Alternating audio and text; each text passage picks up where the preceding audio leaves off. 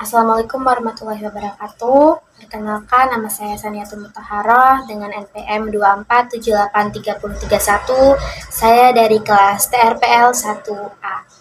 Di sini saya akan menjelaskan mengenai materi menggali sumber historis, sosiologis, dan politik tentang konstitusi dalam kehidupan berbangsa dan negara.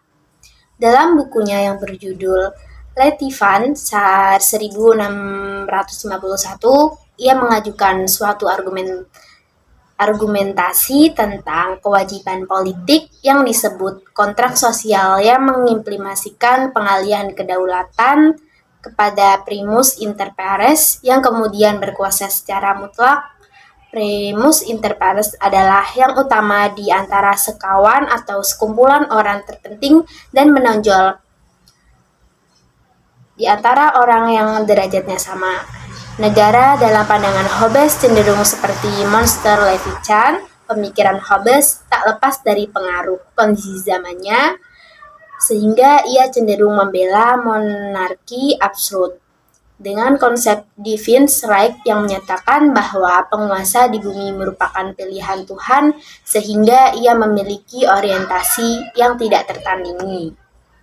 Pandangan inilah yang mendorong munculnya raja-raja tiran dengan mengatasnamakan primus inter pares dan wakil Tuhan di bumi. Mereka berkuasa sewenang-wenang dan menindas rakyat. Salah satu contoh raja yang berkuasa secara mutlak adalah Louis XIV. Konstitusi menetapkan hak-hak dasar warga negara dan batasan kekuasaan pemerintah. Konstitusi juga memainkan peran penting dalam menjaga sebuah disabilitas. Urgensi konstitusi tercermin dalam fungsinya sebagai landasan bagi supermanisasi hukum, mempromosikan persatuan nasional, dan menyeimbangkan kekuasaan antara lembaga-lembaga negara. Kajian ini mengidentifikasikan bahwa pemahaman yang baik terhadap konstitusi penting bagi keberhasilan sistem demokratis dan pembangunan berkelanjutan suatu negara. Jadi, konstitusi negara di satu sisi dimaksudkan untuk membatasi kekuasaan penyelenggaraan negara dan di sisi lain untuk menjamin hak-hak dasar warga negara. Konstitusi juga diperlukan untuk membagi kekuasaan dalam negara. Pandangan ini didasarkan pada fungsi konstitusi yang salah satu di antaranya adalah membagi kekuasaan dalam negara. Bagi mereka yang memandang negara dari sudut kekuasaan menganggap sebagai organisasi kekuasaan, maka konstitusi dapat dipandang sebagai lembaga atau kumpulan asas yang menetapkan bagaimana kekuasaan dibagi di antara beberapa lembaga negara, misalnya antara badan legislatif, eksekutif, maupun yudikatif. Materi kedua yaitu dinamika tantangan konstitusi dalam kehidupan berbangsa dan negara.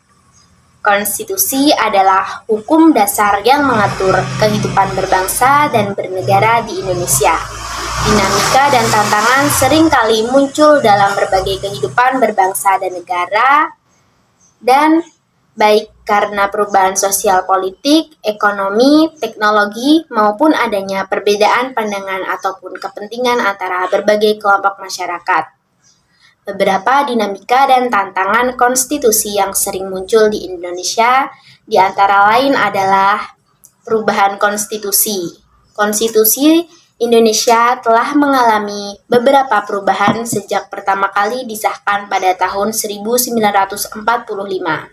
Perubahan ini terjadi sebagai respon atau dinamika dan tuntunan masyarakat yang terus berubah. Yang kedua adalah konflik antara kebijakan pemerintah dan hak asasi manusia. Salah satu tantangan yang sering muncul dalam kehidupan berbangsa dan bernegara di Indonesia adalah konflik antara kebijakan pemerintah dan hak asasi manusia. Bertiga, kesenjangan sosial dan ekonomi. Kesenjangan sosial dan ekonomi yang terus mengikat juga menjadi tantangan bagi konstitusi di Indonesia. Yang keempat, yaitu korupsi. Korupsi menjadi tantangan besar bagi konstitusi di Indonesia. Yang kelima, yaitu multikulturalisme. Indonesia adalah negara yang sangat beragam budaya dan agama. Konstitusi di Indonesia menjamin kebebasan agama dan menghargai keragaman budaya. Jadi, dalam menghadapi dinamika dan tantangan konstitusi di Indonesia, penting untuk memastikan bahwa konstitusi ditegakkan dan dihormati oleh semua pihak. Selain itu, perlu juga dilakukan reinformasi konstitusional yang sesuai dengan pengembangan zaman dan tuntunan masyarakat, agar konstitusi dapat terus menjadi pedoman bagi kehidupan berbangsa dan bernegara di Indonesia. Materi ketiga yaitu esensi dan urgensi konstitusi dalam kehidupan berbangsa dan negara. Esensi konstitusi sebagai mendeskripsikan hukum tertinggi dan hukum dasar negara. Sebagai hukum tertinggi negara, Undang-Undang NRI tahun 1945 menduduki posisi paling tinggi dalam jenjang normal hukum di Indonesia. Sebagai dasar hukum tertinggi negara, maka peraturan perundang-undangan di bawah Undang-Undang NRI 1945 isinya bersumber dan tidak boleh bertentangan dengannya.